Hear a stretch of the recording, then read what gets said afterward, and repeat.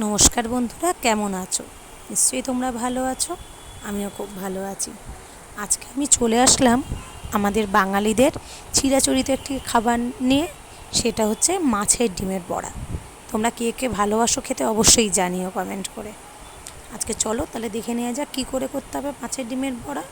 প্রথমে পেঁয়াজ আর লঙ্কাটাকে একটু ভালোভাবে মিহি করে কুচিয়ে নিতে হবে।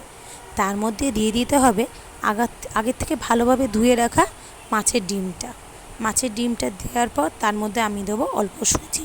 তোমরা চাইলে সুজির সাথে একটু বেসনও অ্যাড করতে পারো, কিন্তু আমি করি না, আমি সুজি দিয়েই করি।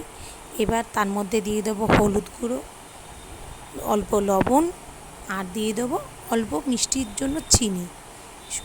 এবার এটাকে আমরা কী করব, একটু ভালোভাবে মেখে নেব। আচ্ছা, আগে থেকে বলে রাখছি, এতে কিন্তু একদম জল দিও না জানো। এটা মাছের ডিমের মধ্যে অল্প জল জল ভাব একটু থাকেই, তার জন্য জল না দিয়ে এটাকে আমরা কী করব, একটু ভালোভাবে চটকে একটু মেখে নেব।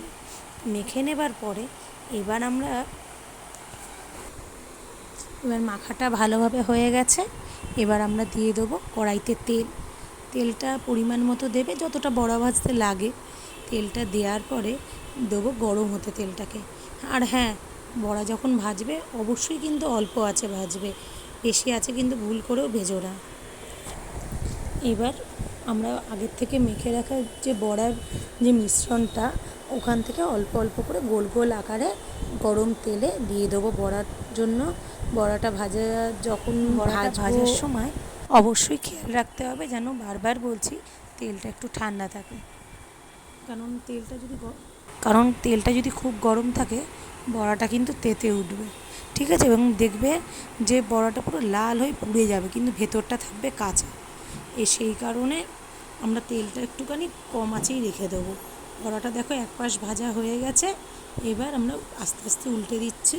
এবার উল্টো দিকটা একটু আস্তে আস্তে আমরা ভাজা হতে দেবো। এবার ভালোভাবে ভাজা হয়ে গেলেই আমরা এবার একটু প্লেটের মধ্যে নামিয়ে নেব। দেখো কি সুন্দর দেখতে হয়েছে, আর ভেতরটাও কিন্তু একদম ভালোভাবে ভাজা হয়েছে। এবার তোমরাও বাড়িতে ট্রাই করো সবাই, আর জানিও কেমন হলো।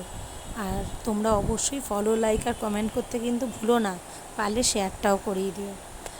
ঠিক আছে, ভালো থেকো সবাই, টাটা।